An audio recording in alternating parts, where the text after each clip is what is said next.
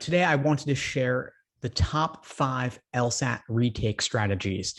I know that, of course, LSAT scores came out today. A lot of folks, as always, are considering a retake, and I highly recommend retaking, especially if you've only taken the LSAT once or twice before. You can improve significantly upon a retake with a bit more time to study. And even if you get just a point or two more on the LSAT, that could be worth thousands of dollars in scholarship money, and of course, possibly getting into a better law school as well. Law schools do not average multiple LSAT scores, they only take the highest. And so there is this built-in incentive to retake. The reason that law schools only take the highest is because that's what gets sent over to US News for the ever important US News rankings. So even if a law school says they consider multiple, what does consider really mean? When you look at the incentives, let's look at what they actually end up doing. And the stats show that students, even with a big discrepancy, the higher score wins out. That's what gains them admission in the end. The lower score does not get averaged with the other one. Law schools would have no reason to do that, so it just doesn't make any sense. Anyway, without further ado, here are the top 5 LSAT retake strategies. So we've got redoing prep tests, getting more prep tests, identifying your weak areas, getting a study plan, and looking at what you'll do differently next time. That's the overview. I'm going to go deeper onto each one here. So the first is redoing prep tests. Occasionally, I'll have folks say to me, they've done every LSAT prep test under the sun. Their results upon a redo are going to be contaminated. They'll be affected. They're going to get an inflation of some kind. What should they do? And so, of course, my first question is, did you really do them all? We'll get to that in a minute. Anyway, assuming that you've done all 89 numbered exams, plus the handful that are unnumbered, my question for you would be, did you get perfect 180s on all of them? Did you understand everything 100% with no ambiguity at all? No guessing? You got it with time to spare? If so, fantastic. That's a very rare person. Even me personally, that wouldn't happen to me. I couldn't do all 89 plus numbered exams and get perfect 180s on all of them. Everyone makes mistakes. So when you're making a mistake, look at why. Redo those exams. The point of doing an exam is not simply to measure yourself, it's to better understand the mistakes you're making. That's where the Socratic review method comes in. I've got plenty of material covering this in more depth. I've got other videos on the LSAT Unplugged YouTube channel. And of course, I go into far more depth on that Socratic review method in my LSAT Unplugged course as well. So level up your review process as you're redoing these exams. Secondly, getting more prep tests. Of course, there are 89 numbered exams, but there are also a handful of exams that are unnumbered. There's the free June 2007 LSAT prep test PDF. There are the super prep exams, super prep A, B, C, and C2.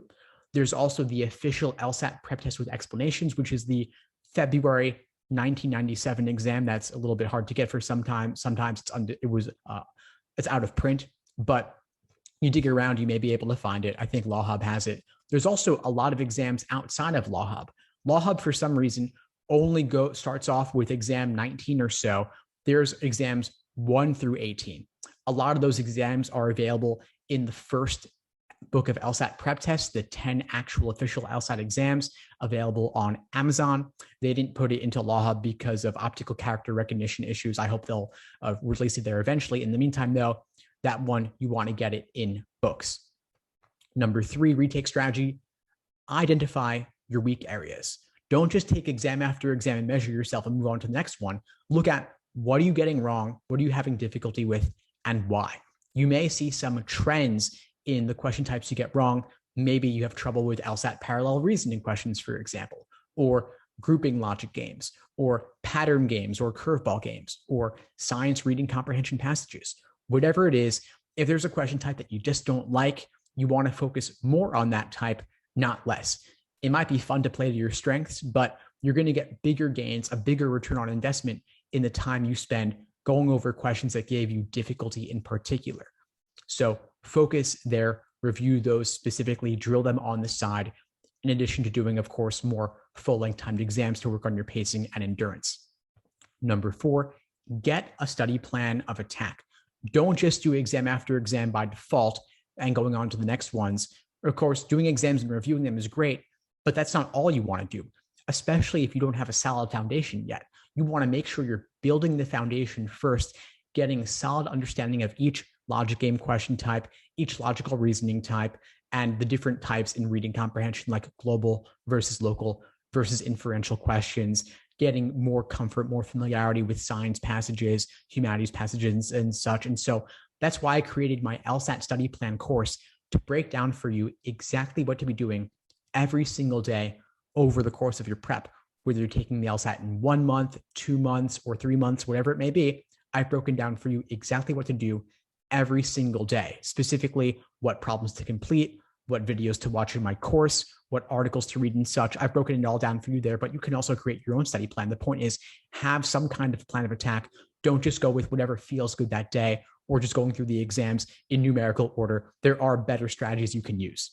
Finally, number 5, when you're retaking, look at what you'll do differently next time. Don't just do the exact same thing and expect different results. That's the definition of insanity, right? Much better to say, hey, here's what I did right. Here's what was working. But alternatively, this other thing didn't really work for me. The strategy didn't work for me, but there's some resource I haven't yet used that I want to take advantage of and invest in this time around. I don't just want to go back to the same books that didn't work the first time or the same course that didn't work the first time. You got to change your approach. If you didn't review in enough depth previously or didn't review at all, obviously that's a big thing to change. And again, look at the Socratic review method for more on that. Anyway, folks, I hope you found this helpful. Please feel free to reach out if you need anything at all. I'm happy to help however I can. In the meantime, I wish you all the best and take care.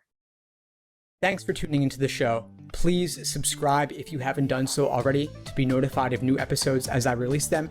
And feel free to reach out if you need anything at all as you move forward with your prep. I'm happy to help however I can. In the meantime, I wish you all the best and take care.